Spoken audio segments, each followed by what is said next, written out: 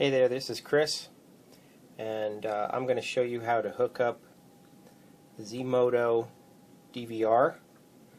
This is an 8-channel DVR, and this is pretty much the same process probably with multiple brands, but this happens to be a ZMODO. It's an 8-channel unit that came with 4 of these bullet cameras, and the one that I got did not have a hard drive with it, so I actually bought an additional hard drive. Okay, this is what it looks like with the hard drive installed. And while I was doing this, I thought of another advantage of buying your own hard drive, and that is you know exactly what's going into it. This is a very inexpensive system, and you can see there's a very small motherboard inside. There's really not much to it, and it was relatively inexpensive without the hard drive. I think it was $139. So the advantage is if something goes wrong with this DVR, I could replace it very easily and just swap the hard drive, and I still have a good hard drive, which I paid over $90 for. One of the things you have to note is that you do need to get one of it's a hard drive that's meant for audiovisual surveillance systems, so it's meant for continuous use like that. Now, one of the other things I've done is I've connected the power supply here. I connected the mouse, which is a USB. It comes with a pretty inexpensive mouse, but it comes with a mouse. And I've also connected a VGA cable to a spare monitor that I had. And I'm actually going to power up the system at this point and see if the hard drive works. Okay, here goes nothing. No smoke. No hard drive available. Click OK to format first. I'm going to click OK. It actually didn't take too long to format the drive, but this is what it says when it's done. I click OK, and the unit is going to restart with the hard drive now. Alright, this is what the video camera looks like when I took it out of the package. And you can see I connected the B&C cable and the power cable to the cables at the back. And I just pulled out a little bit from this this bundle here just to set it up and test it. And what I did is I plugged in, like I said, the red one is plugged into the power, and the yellow one goes into the back. This is channel number 1. It goes right into the back. And when we look over at the display, we can see that we not only show a picture there, which you can see that's my hand. In addition, there's an R there, which means that is recording.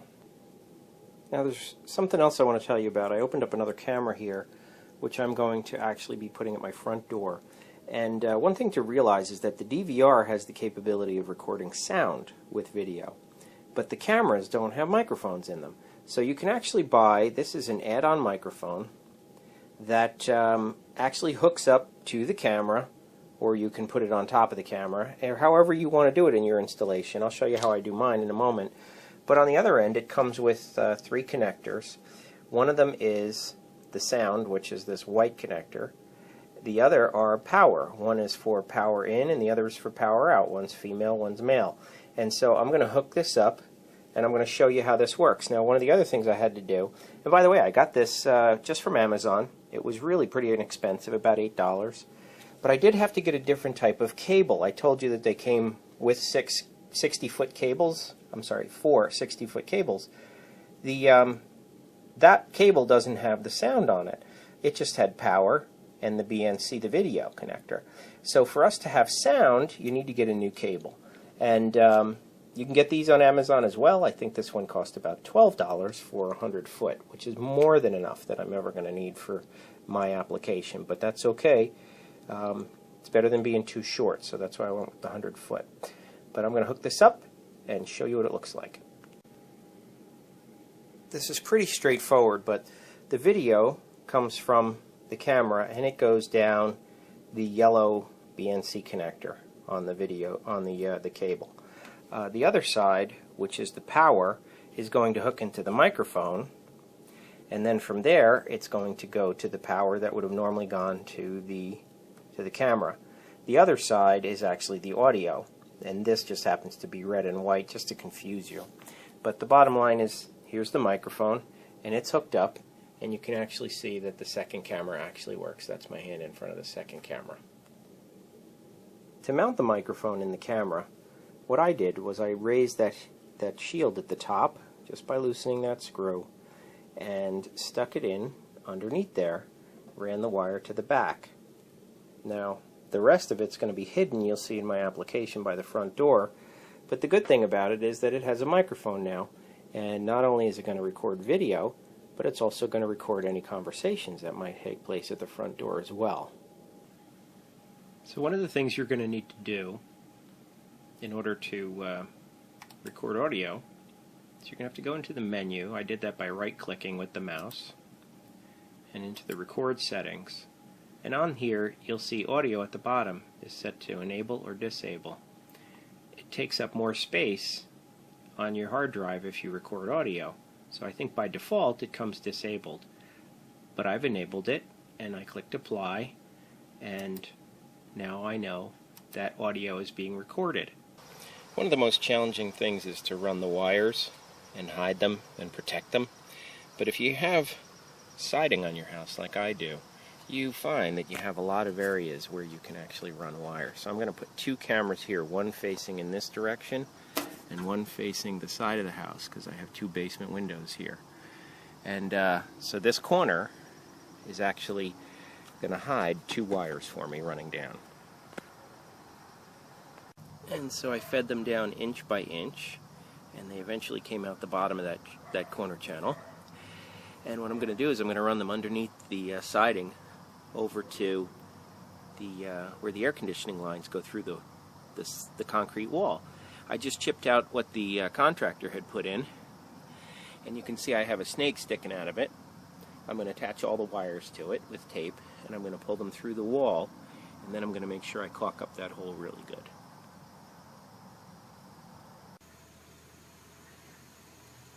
It's my front door, and there you can see the first line of defense is that camera there, and that one has the microphone on it, so it records all the audio from the front of the house.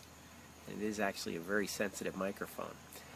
Now the interesting thing about this is running the wires. When you have to do the installation of the cameras, that's always the challenge. So from this angle you can see the camera over there by the front door. As I said, the wire runs along that channel, zigzags around the corner, and comes down the channel right next to that downspout. It then goes underneath the siding, and it's stapled underneath the siding, following to the back of the house, where I join it up with wires from two other cameras. I have one facing this way, so I get the gate, and the other one facing the back, so it gets the back door and our sunroom here. And the wires, all of these come down through this corner channel, and they come out down the bottom. In fact, I'll hold it down here. Not sure if you could see it, but those black wires come down, and I fed them in through the foundation by the air conditioner over there. I found that to be the easiest thing to do rather than punching another hole through the concrete.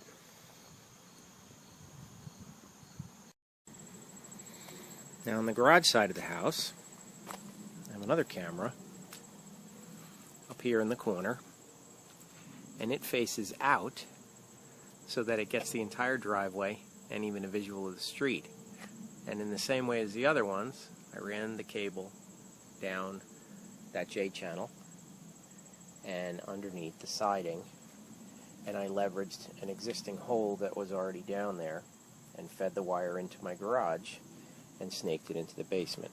It's not easy to do, it takes time, but if you do it, and you do it right, you get a nice view 24 hours a day. This is an interesting addition. It's actually a wireless camera that I put on my shed, and it's facing the house. And that way, I already had power in the shed. All I needed to do was plug in a power adapter inside, and the video signal is transmitted wirelessly to the DVR in the basement. And this prevented me from having to trench a cable out here to the shed. And it's a very good quality camera too. It cost about $70 on Amazon.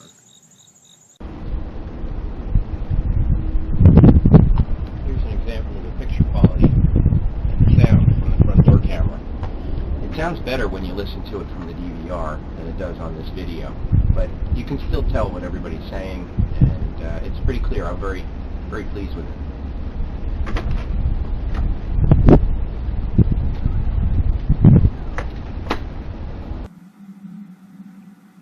And this is the finished product. This is Command Central from my basement where I have the DVR, which is right next to this here. And the DVR is hooked up to these speakers just so that I can hear the sound coming from the front door. And it works very well. It allows me to come down here and review video. I'm using a computer monitor for this that I had. I can review video. I can change the settings on the DVR, etc. I'm in the process of hooking the DVR up to a television upstairs so that I don't have to come all the way down here. And you can also access it from any computer in the house too. One thing that I've noticed, the DVR does have the capability of motion detection so that it will actually only record when motion is detected. Right now you can see it's recording all the time. It's got those R's, the red R's in each one of those pictures. It means that it's recording. So you can set it up so that it only records when it sees motion. What I found is that the motion detection is really meant for inside, where you can tell that you're not going to get a whole bunch of natural occurrences of motion. And outside, because of the way it works, trees moving, clouds going by, squirrels, dogs, you name it, there's a lot of things that cause motion. So from the photographic perspective that the DVR uses. So bottom line is, use it sparingly, otherwise it'll just cause you a whole lot of false alarms. You'll wind up getting a ton of email that you really didn't want. So here's a picture of the ZMODO app running on my iPhone, and you can see that I can view 4 cameras at the same time. I have 5 right now. I can always swap out one of those quadrants to be a different camera if I wanted to. And you can double click and actually zoom it, and this is what it looks like when you just zoom into one of those cameras. And so I currently have the system set up so that it only detects movement at the front door and has a very small motion detect location. And what it'll do is it'll send me a text, which is delivered via email, but I can send a text to my phone from an email account. It sends me a text that actually attaches a picture, so I can actually see a snapshot of whatever that motion is that it detected. And that gives me a time spot that I can then go back in time and look at the video from that period of time.